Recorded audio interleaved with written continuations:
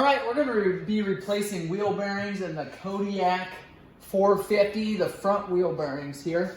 And I've showed you what it sounds like.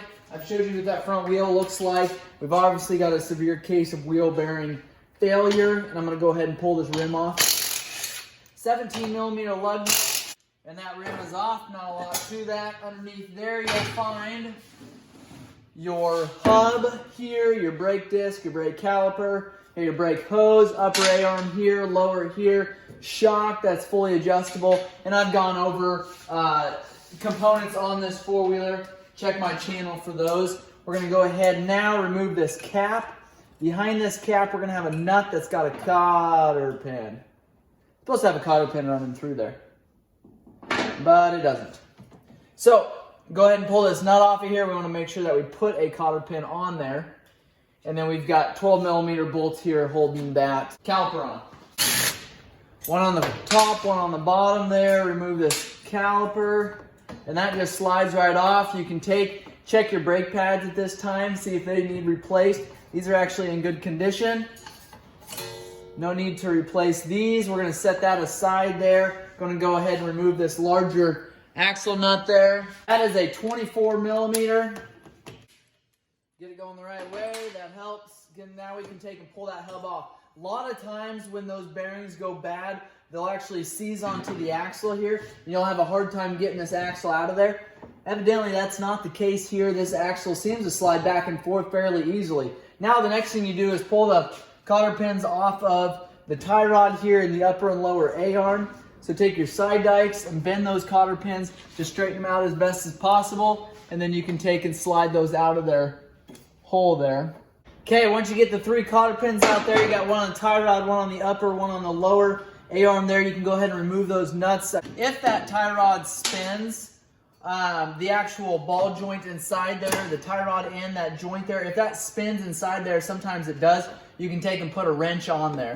Typically that just pops right out of there. Sometimes you do gotta persuade it with a rubber mallet. Got a bottom there, and that's as 19 millimeter as well. The top one, unfortunately, you gotta grab what you call a wrench here. Something we don't like to use very often. We prefer an impact here, and then loosen this top one here. And sometimes it's easier to go ahead and put that tie rod back in there, just so your wheel isn't turning. Go ahead and loosen that up then. A lot of times just a quarter turn or so, and you can take it right off of there. Pull your tie rod off then. Take your rubber mallet. Okay, they're not coming that way. What I like to do, grab a pry bar there. Be careful you don't get into the boot. Be careful you don't dig into this aluminum knuckle here, but pry in between the A-arm and the knuckle. You just take and kind of push down on that. A lot of times that'll come. The other thing you can do is take and put pressure here and just tap on the actual knuckle itself, and a lot of times that'll loosen right up then. And then it'll just pop out just like that. Do the same on the bottom here. Okay, pull the bottom out there. Slide that out, and then you can just take the knuckle and slide it out off of the axle. Okay, then that caliper and hose is off of there. Now we have our knuckle here. We've got balls falling out into our hand all over the place. So they are certainly ready to come out of there. All right, I've got the correct bearings here ready to go in this knuckle on the Yamaha Kodiak 450. On our last video, or on the first part of this video, the bearings that they had sent were the incorrect bearings. They also didn't include the seals here. So I got an entire kit. This is for one wheel. It came with the two different seals, and then the bearings are the same here. I've got my bearing installer here. It looks like this, and you can swap out the ends, put different sizes on there. You've got the correct size bearing installer here. You want it to slide all the way down in there. You also, if you have to have a two-piece deal or a two-spacer deal like we have to on here, you do want to make sure that that fits through your bearing there. Just kind of holds that in place. Now you can see there we've got a center collar in this hub here. Clean this up really well, and we just wanted to make sure that our bearing goes and sits all the way down into that center stopper there, that center spacer. And now what you can do to help these bearings go in there smoother, if you take and put these in the freezer as soon as you get them, and a couple hours before you're ready to install them. It actually shrinks down that metal, this aluminum housing here. If you heat that up, it kind of does the same thing, but you want to make sure that you get in there straight. Again, make sure that's all cleaned out. Grab your bearing installer here. Make sure you've got a solid surface to pound on and a good size hammer. You want to make sure that you try to go in as even as possible. And that last hit there, typically you know when it hits the mark where it's supposed to be because it feels a whole lot more solid. Then just take and put that seal in. What you can do is take a little bit of grease, put it around the outside, make sure that slides in there properly. You also want to make sure you put a little bit of grease or lubricant on the inside here so that when you slide your axle in and slide your hub in, that just slides through smoothly there.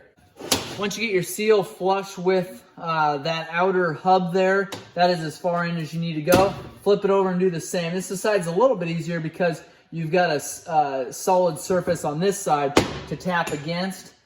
And then again, clean that out, make sure it's in good condition. Take and put that in place there.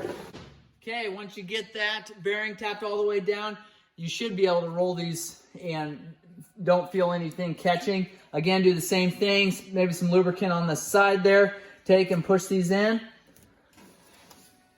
You want to be careful with this one. If you take and put too much pressure on this lip here, you want to make sure you don't rip it. So I like to try to get underneath of it there and press it down. Push that one down, it'll touch that bearing there, and that's as far in as you need to go there. So now we're ready to slip this back on the four-wheeler, and we're going to be all set here. So take and slide this hub on there. You can put that lower ball joint in there, slide that through your A-arm, take your top there, and slide it through. Slide that up. Don't forget about your caliper. You're going to want to take that out before you put your tie rod through there. Otherwise, it just makes it a little more challenging when it comes time to put that caliper on. Then I've got a bucket full of my nuts. We'll slide the nut on the tie rod there, on this upper ball joint here, and then the lower ball joint all at the same time. To snug those up. Okay, we've got 19mm nuts. Make sure those holes are lined up. Again, on the bottom, same thing.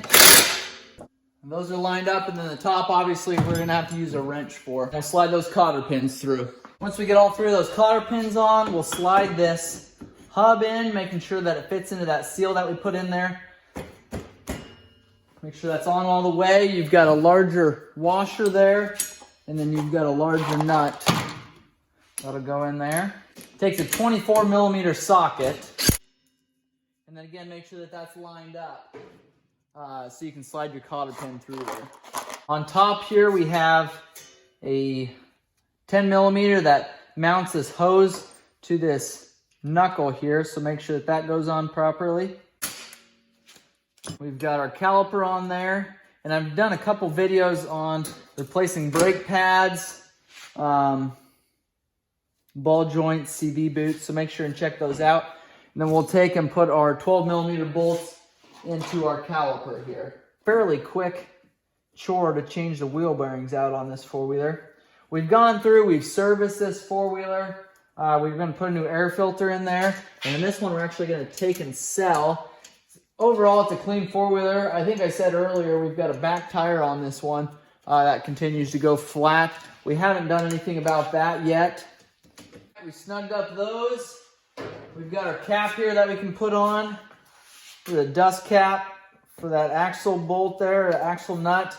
Now we will put this wheel on here, put the air filter in, and then we're going to be all set. This four-wheeler is going to be ready to go. If you're interested in this four-wheeler, make sure and let me know. It's a pretty clean four-wheeler. Thanks for watching.